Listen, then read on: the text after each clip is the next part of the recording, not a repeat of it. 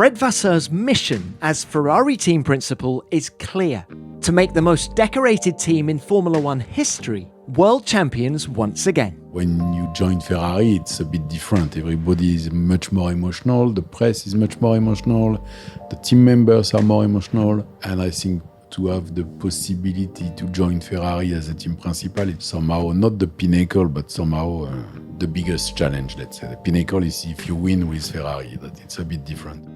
The Tifosi, Ferrari's famous fan base, have been waiting since 2008 for the Scuderia to add to their record 31 world titles. And Vasseur is fully aware of the expectation on his shoulders. The pressure of the history and the past, you can feel it each time that you are doing something in Maranello, that you go to the restaurant, everybody is jumping on you, that it's the main topic, and that I think we have enough pressure and to avoid to think too much about this.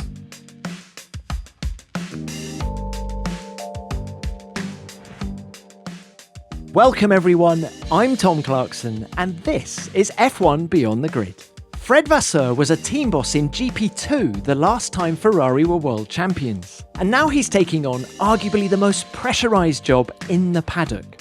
Ferrari are synonymous with Formula One. They've competed in every season since the start of the World Championship in 1950, and both the Tifosi and the Italian media hold them to the highest standards. But Fred's got the experience to match. He won titles in GP2 with Nico Rosberg and Lewis Hamilton. He also took Alfa Romeo from last in the constructors' standings to P6 during a 6-year stint as their team boss. Can he do what his 3 immediate Ferrari predecessors couldn't and bring the World Championship back to Italy? Well, the Frenchman isn't fazed by taking on the biggest challenge of his career so far. He's on great form in our chat, even cracking a few jokes, and he seems confident of turning Ferrari's fortunes around despite a frustrating 2023 so far. Ahead of their hugely iconic home race at Monza, Fred describes how the culture, the passion and the emotion at Ferrari compares to his previous teams. He also talks about the performances of Charles Leclerc and Carlos Sainz and how founder Enzo Ferrari inspires him today. Plus, Fred tells me where the team needs to improve, what his message is to Ferrari's fans, and much, much more. I hope you enjoy our conversation. Fred, it's great to have you back on the show. How are things? So far, okay. And how are you finding life in Italy? Tell us a little bit more about that. It's a little bit like a washing machine that I joined quite late. It was the beginning of the season, perhaps the first week of January. And then we had to launch the car, to go to Bahrain, to do the first race. So far, we did 13 or 14 races in 6 months or 7 months. It's quite intense, but it's a mega good challenge. Sounds like your feet haven't touched the ground yet. Are you living in Maranello itself? Not yet. That my family will move end of August for the school. And Fred, how are you finding just life at Ferrari? Are you now used to wearing the red shirt, that famous red shirt? It's not a matter to be used to wear the red shirt or another color. Is that from team to teams you have big differences. Even if the result on track it's about 100 of seconds, the approach are very often completely different.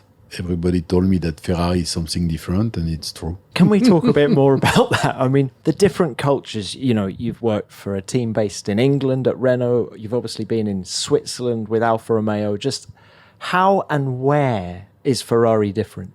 I would say that the main difference is the passion into the team and around the team, that everything is a bit more or exaggerating. It means that as everywhere and as in every single race team, you have up and down. And I think at Ferrari, the up are very high and the down are very low.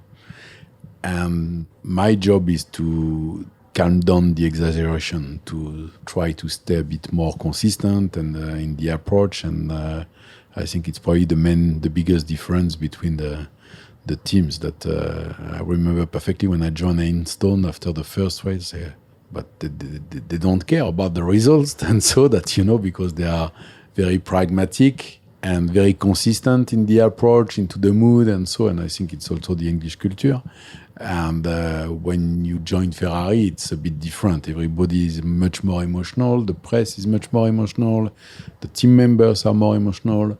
And I think part of my game and part of my job is to try to be a bit more consistent. But one of Ferrari's strengths as well is its passion. Yeah, no, sure. That we had, from the beginning of the season, as I said before, we had up and down, but the reaction time when we are down, when we had issues, the capacity to react, the capacity to motivate everybody, or to have I remember perfectly when we were supposed to bring the upgrade for Budapest, and then we pushed to get it for UK, and as a challenge, I told them that I would like to get it for Spielberg, I think. But honestly, it was a joke. And they made it, but they worked like hell, 24/7, blah, blah, blah, blah, blah. And this as a feeling is mega, that the passion on this, that the fact that everybody can work night and day to deliver something is it's a mega good feeling.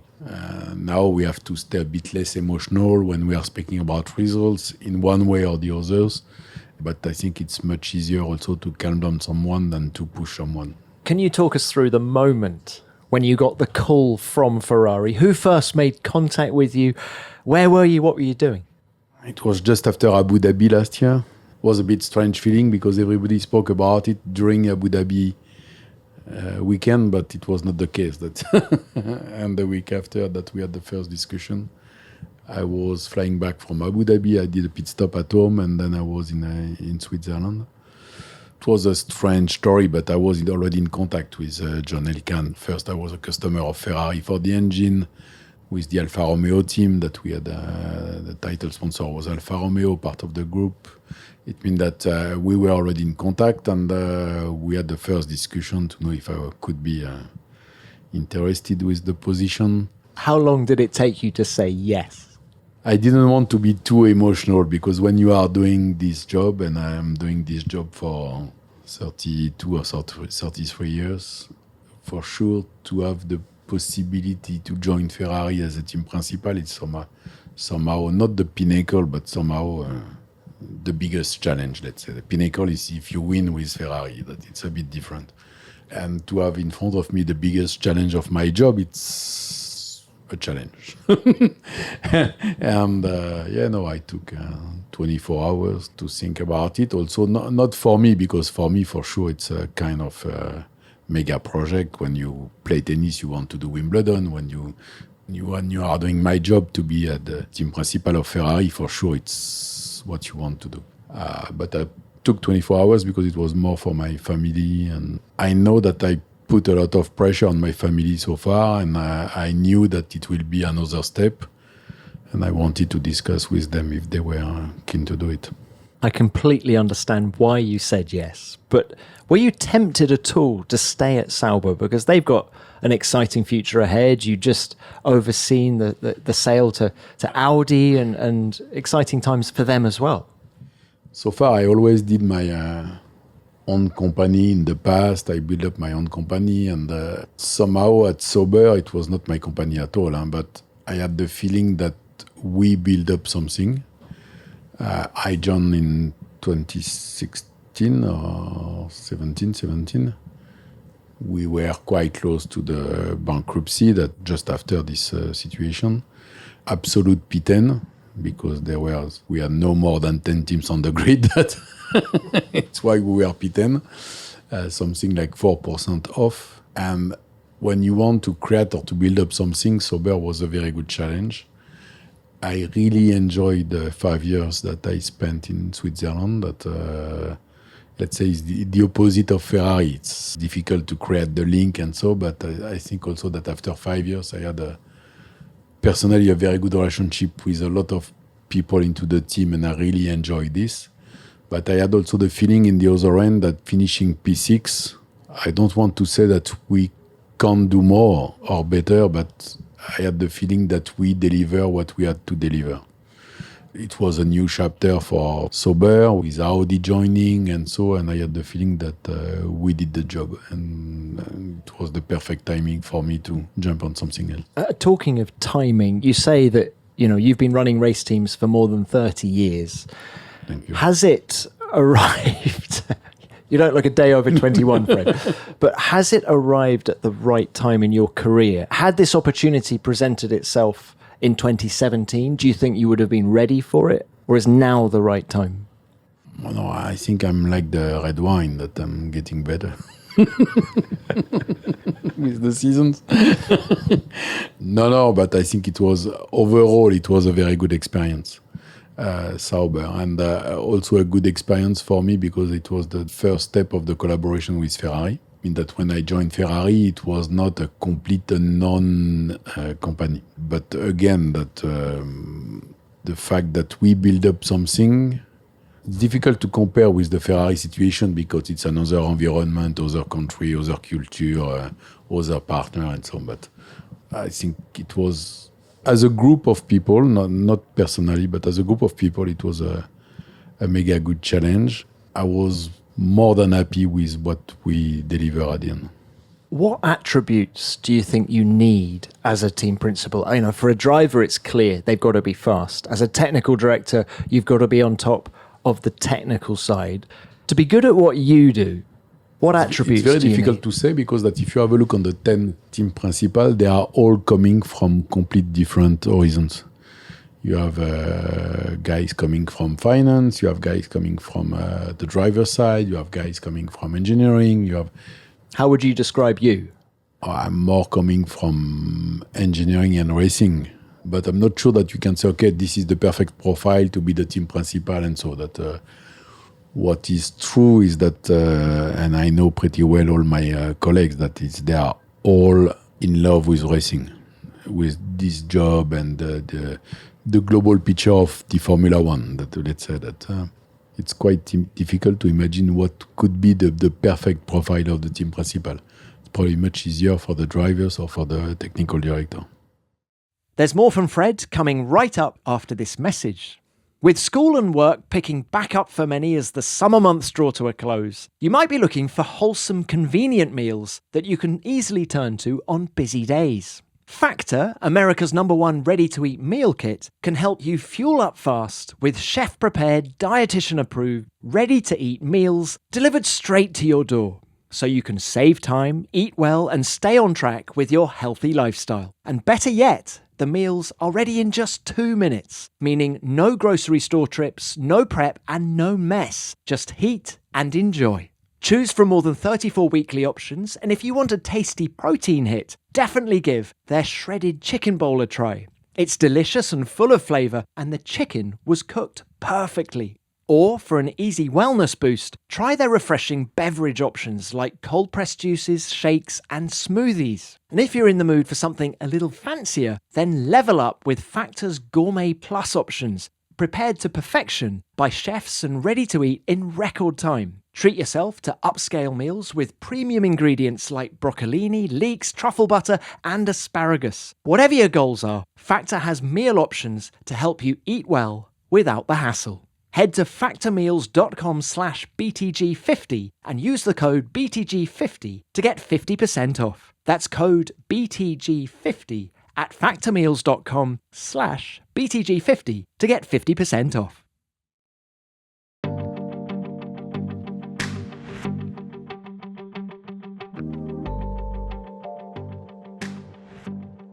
Now, you're French. Your immediate... Yeah, nobody's perfect.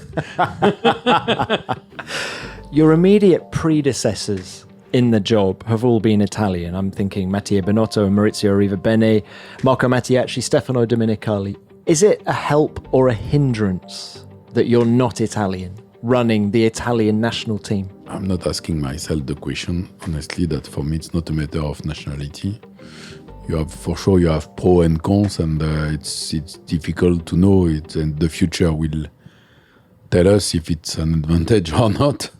But I don't consider this as an advantage or disadvantage. Well, the last Frenchman who ran Ferrari, Jean Todt, had huge success. Have you spoken to him? Sought any advice? Yeah, I spoke with Jean in December, and I think he was one of the first one to send me a WhatsApp.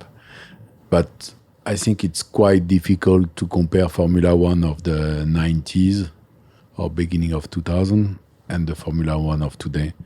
We are not with the same regulation for sure, but the financial approach, financial regulation, efficiency, and so that the approach that when I spoke with Jean, one of the topic was that, Fred, that at this stage that we were doing sometimes 4 test days the same day with one car in Jerez, one car in Fiorano, one in Barcelona, one in Mugello. And so it's absolutely not the same Formula One anymore. But for sure that Jean is, on every single topic he was successful. Peugeot, Ferrari, FIA, and so that and add value if you can discuss with Jean. Can you speak Italian? I'm starting, but I'm a bit shy. How often do you have lessons? At the beginning, it was each day.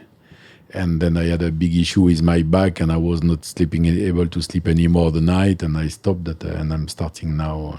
I'm starting back now. I remember seeing you hobbling around earlier in the season, but can you remember your first day at work in Maranello? The emotions you felt? Was it intimidating to walk through those doors for the first time? It was not the first time, and I think it's a big difference. I went a couple of times in the past to Maranello. I knew the office of Mattia. We had a couple of meetings. I knew Adriana. I knew Laurent. That I don't want to say that I was used to be there at all, because that it's a different things to come as a customer or partner or to come as the team principal, but somehow it was not new at all. And by the way, it was much less emotional and so that. Do you feel the weight of history on your shoulders running this historic racing team? I'm trying to avoid that. I think we have enough pressure, and I don't need someone else to put pressure on myself. That I'm quite exigent with myself and what I want to do, what I want to achieve, and I'm putting enough pressure on me that I don't need to have someone else or something else. And I think the pressure of the history and the past, you can feel it each time that you are doing something in Maranello, and that all the emotion around, all the passion around, all the you go to the restaurant, everybody is jumping on you, that you can feel that it's the main topic, and that. But I think we have enough pressure and to avoid to think too much about this. But Fred, you're a racing fan, and I think if you're a racing fan at some level, you're also a Ferrari fan. Would you agree? No, but this is. If you go to Silverstone, you have fans from McLaren and Mercedes and Ferrari. If you go to France, you have Alpine and Ferrari. If you go to Germany, you will have Mercedes and Ferrari. If you go to Miami, you have McLaren and Ferrari. Everywhere in the world, you have 50% of the public with a Ferrari fan. It's magic. But again, that even if I would be more than pleased to win also for them, because they are able to support us and to follow us after a couple of years without a championship. That it means that they are really passionate, and I would be more than pleased to bring them something. But it's not, you have to avoid to consider that this could be an extra pressure, you know what I mean? Enzo Ferrari, if he were alive today and you could ask him a question, what would that be? Are you proud of what is Ferrari today? What do you think he'd say? I don't know. It's very difficult to... For sure, as a racer, probably that he would like to get better results and focus on result and performance and to say, guys, you have to win, blah, blah, blah. Okay. But as a company guy, I think that he would be very proud of the image of Ferrari over the world. And do you have a favorite Ferrari road car from history, a favorite Ferrari race car? Not at all. But I read somewhere a quote from Enzo Ferrari saying that the best Ferrari is the next one. And this, I think it's a very good message in terms of innovation, quality, that the best is to come, that, and you know, my approach with the race team is always to tell them that, guys, we have to do a better job tomorrow than today. I don't want to speak about long term. Let's just try to do better tomorrow than today. And I think this sentence is somehow the same spirit. Let's talk a little bit more then about the performance of Ferrari on track. You've been in the job 6 months now. What is your assessment of where Ferrari's at? We are in the middle of the group that you have Max Verstappen who is flying somewhere, and then you have a group of 8 or 9 cars behind him. Then we are in this pack that sometimes we are able to be first of the pack, sometimes not. It is like it is that we were expecting probably better, but it's the reality of the situation, and we have to deal with. We have to try to improve massively on every single topic. The performance or non-performance is never coming from one single pillar. It means that we have to improve everywhere, and the most important is to have the mentality for the 1,600 people of the company to do a better job tomorrow than today. To try to get the best and not to be focused on what the others of the company are doing.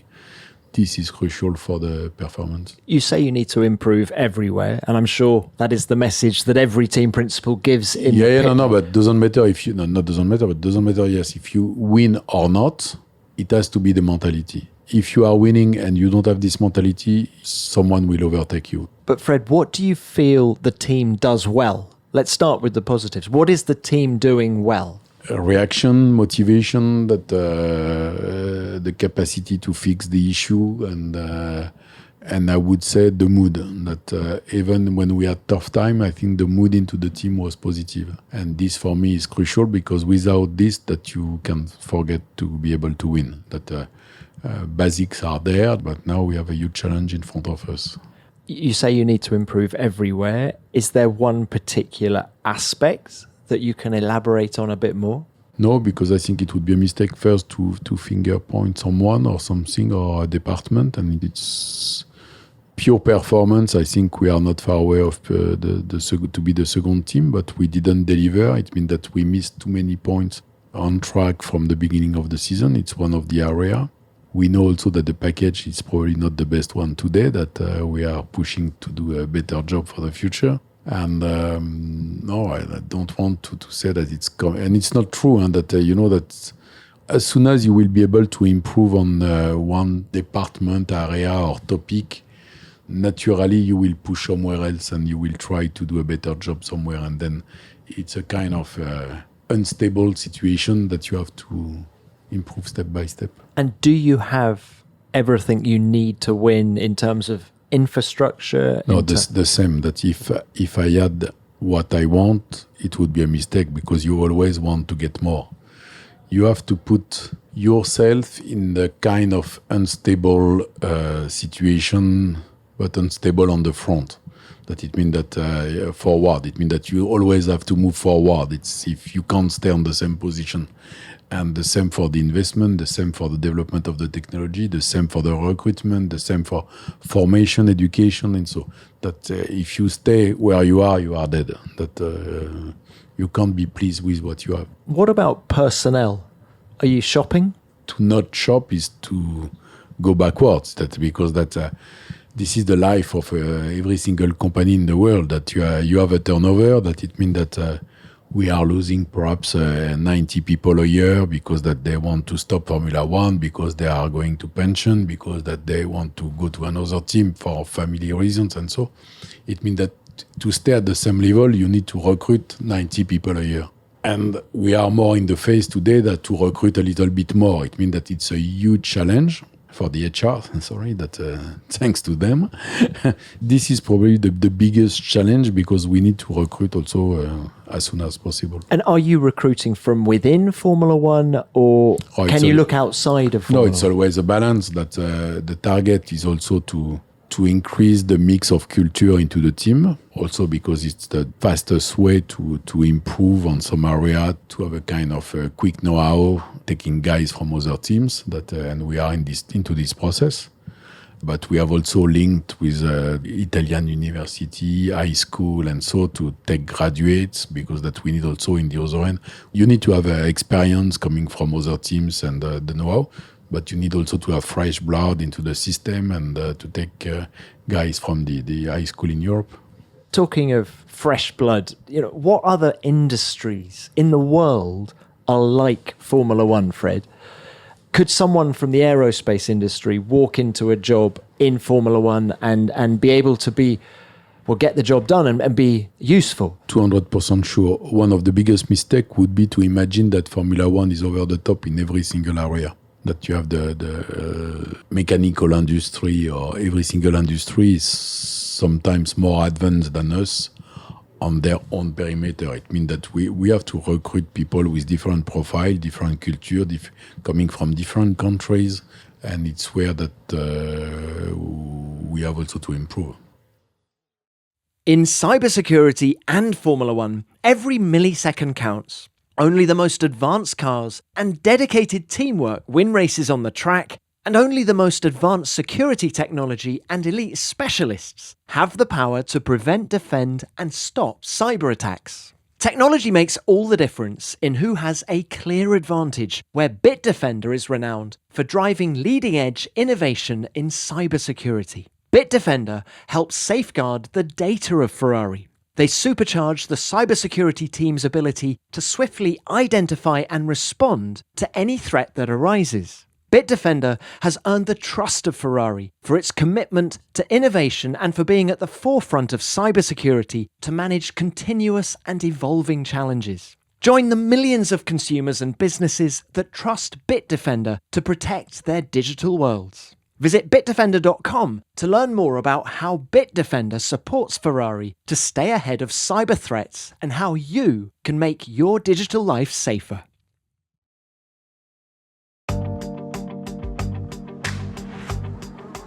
Can Max Verstappen take it away? He can't! He can't take it away! And Charles Leclerc has 3 poles in a row around Baku City Circuit. Extraordinary stuff. Come on! Yes! Feels good. It's good to be back on top. And Carlos Sainz wins the British Grand Prix. He has taken his first ever win. He becomes the 111th ever driver to win in F1. We did it. Yes! We did it! Yes! Vamos! Fred, can we talk drivers now? Let's start with Charles Leclerc, driver you know so well from both the junior formulas and Alfa Romeo, of course. How's he evolved, both as a driver and as a person, since you last worked with him in 2018? 2018 was a good season for us and for Charles, but also a challenging one because that he was coming from the junior series. The step to the F1, it's not an easy one.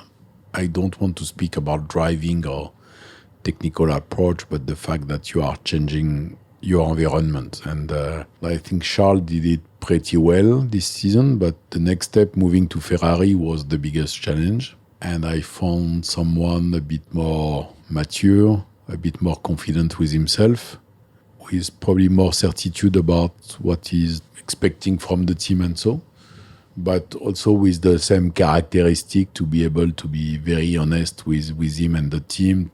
He's roughly the same, but much more mature. Do you sense any frustration coming into him now? Frustration is there, but again, I think it's a very positive mood.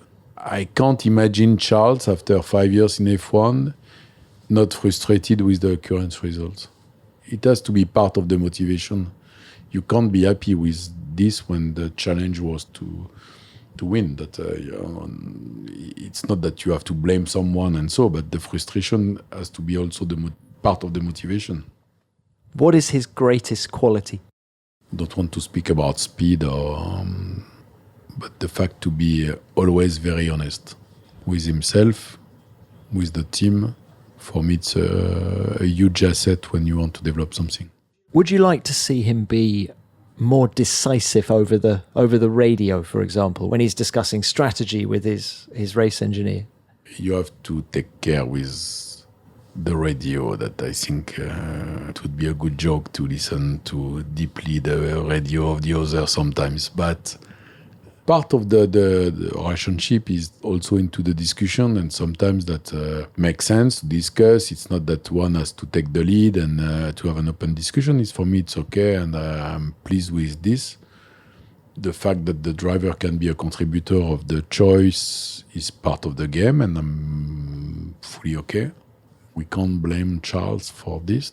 Would you like to build the future of Ferrari around Charles?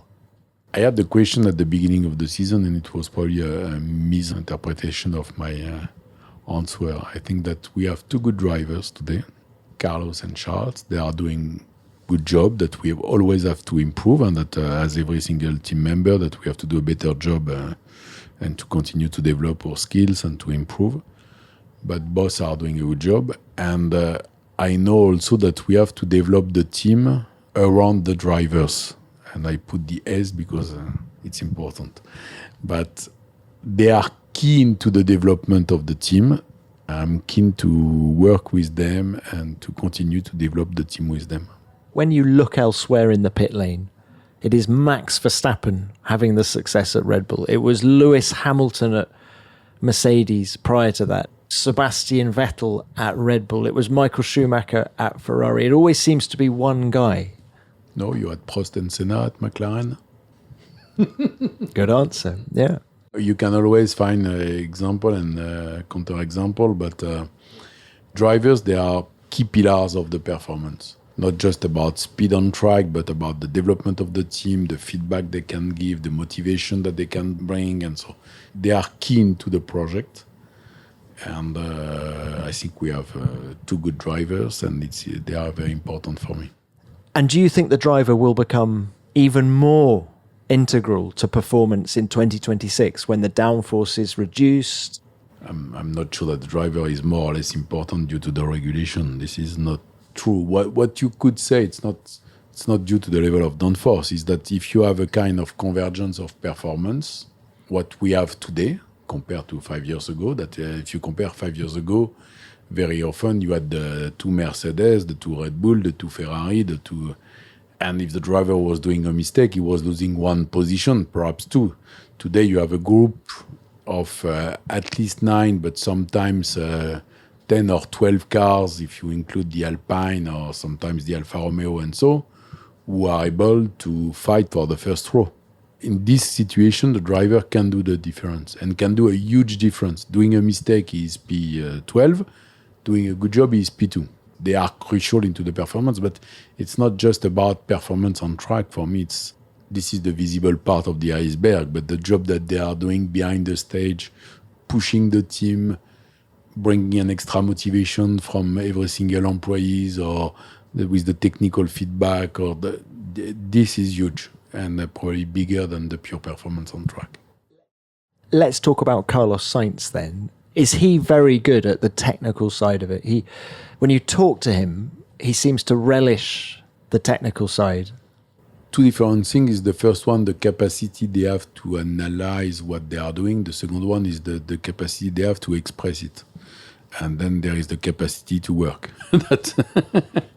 But Carlos is someone very, very mature for his age, able to develop a good connection with the team, to find the right tune, because on this side of the business, I think he's a perfect compromise. What has Carlos got to do to retain his seat at Ferrari beyond next year? We didn't start to discuss that, but I was quite clear until today that I think the first priority of the team is to develop the package that we have, to reinforce the structure, for me to assess what is going well and where we can improve. And the discussion with the drivers is not the first topic. We have still in front of us something like 18 months of contract. It means that it's massive, and that you have some drivers on the grid that don't have 5 months in front of them, and you are not asking the question. That we are in this kind of situation very comfortable, that for me and for us, because they know that they have a contract the next 18 months, and we will have time in the next couple of weeks or months to discuss. I told them that we will fix it before the end of the year, and I will do it.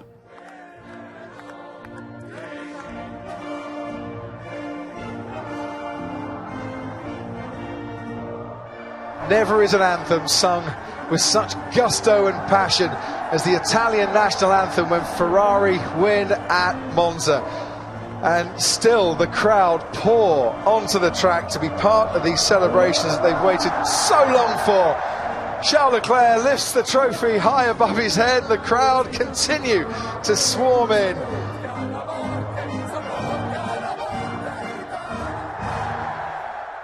So we go to Monza next. It's Ferrari's home race. The grandstands are going to be red. The Tifosi is going to be shouting. How do you feel going into that race? I think that it's difficult to imagine that it means that I will discover it when I will be in Monza first. Now, my job is to try to get the best result in Monza, and for this, I need to calm down everybody. I don't need to go on stage and to do a karaoke. It means that we have to consider Monza as a team as much as possible as a normal race. I know that it's not possible. I know that it's not true. I know that everybody will be much more emotional. But if we want to achieve the best result, the most important is to stay calm. So no special engines like back in the day. You know perfectly that with the current regulation, if you do a specific engine, it means that the week after you will have to take a penalty and fight. We need to consider this race as part of a championship. Ferrari is participating to the championship, and as much as possible, I would like to consider Monza as a race of the championship. What is your message to the Tifosi? I don't want to ask them to be patient because it's not possible. But I would let them know that everybody is pushing like hell to come back. Everybody into the team. Every single employee is pushing like hell. That I thank them for their support because it's always... I remember perfectly when we did the launch of the car in Fiorano, the fact that for the launch, the grandstand was full. The people were very enthusiastic, and so this is an extra motivation. And I think this is a very nice feeling for the team members. But now we have to try to come back on what we are doing and to be focused on this. So that's Monza. Let's look a little bit further ahead. What are the goals for the remainder of 2023? Charles said at Spa, come on, we can finish second in the Constructors' Championship. No, we can finish second. I think that if you want to just have a look on the current championship, that we are a bit far away of Mercedes, but we lost so many points from beginning of the season that it's I think where we have also to be focused, that the business is based on two parameters. The first one is to have the best car, and the second one is to do the best usage of the car. So far, we don't have the best car, probably, and we are not doing the best usage. It means that we have a lot of room for improvement. To improve massively the packages that we will have to wait for at least next year, for the future, but to do the best usage of this, that we can try to improve from tomorrow onwards. That this is the very important point, that we have to use the last 6 months of the season to improve on this one. Fred, it's clear that you inherited the situation. You arrived at Ferrari too late to be able to influence this car. When can we judge Fred Vasseur's Ferrari? How many? Is it 24? Is it 25? No, you can judge Frédéric Vasseur today because I'm responsible. I don't want to blame someone or something. That I'm in charge, I'm responsible, and I have to take the responsibility of this. That it's not a matter to find excuse or something like this. But go back to shopping for personnel. Some of them you're having to wait 18 months for. This is a non-end situation that for sure we are recruiting. Some of the guys that we are signing will join in 18 months. They will work on the car of 26 or 25 in the best case scenario. But this is a non-end project and situation, and in 6 months' time, I will recruit people working on the car of 27. And you can't say in permanence, let's wait next year or no. That we have tons of aspects where we can do a good job or a better job, and we have to be focused. And again, that the guy who is in charge is responsible. Well, how long will the head honchos at Ferrari, and I'm talking John Elkann in particular, how long will he give you? Has he given you deadlines to, Alpine talk about a 100-race plan? Have you got that in your mind? They spoke about a 3 years plan in 2016. I think it's where probably the most important is to be focused on what you are doing yourself, just to try to improve, not to fix a target to be a P2 next year. That if I can be P1, I will go for P1. And if we are P3, if we are improving, I will be quite happy. That it's more a mentality to try to do a better job and to always improve. Then we will get the result that we deserve. That now, if you have a question about John's position, you have to ask to John, not to me. But you will be happy if the team is showing constant improvement. Is that the message? Yeah. Okay. Can you win a race this year? For sure, that when you are doing pole position in Baku, or you are fighting sometimes for pole position, 100s or 200s behind Verstappen, and so you can always win a race. That we did podiums. That I would say that today Max is faster than us, but Max is faster than everybody else, and we need to do a step to match with him. But you never know, and you need to keep the approach and the motivation at least to do the best. They ring the bells in Maranello if you win a race. Okay. Look, Fred, finally, you've taken on one of the biggest challenges in motorsport. We all know that. How proud will you be if you bring Ferrari back to the front? Will it be the greatest achievement of your career?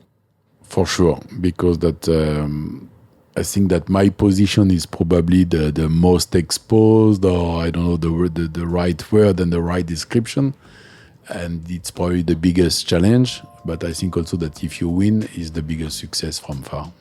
Good luck. Do you believe in luck? No. Well, somehow it could help. Fred, to win a world title with Ferrari would be a fantastic achievement, especially in the current climate, where the standard of the teams is higher than ever. May Lady Luck ride with you and the Scuderia. I take so much from this chat. First, what a charismatic leader Fred is. He's funny, he's inspiring, and he knows motorsport inside out. He respects history, even doffing his cap to Enzo Ferrari, but he knows that Ferrari cannot live in the past if they want to win again. The best Ferrari has to be the next one. Fred also knows how to get the best out of his drivers. He learnt that skill in the junior formulas and continues to apply that learning with Charles and Carlos. I love what he says about Charles needing to use his current frustrations as a source of motivation. Fred, thanks for your time and enjoy Monza this weekend. I'm sure it'll be unlike anything you've ever experienced in your life.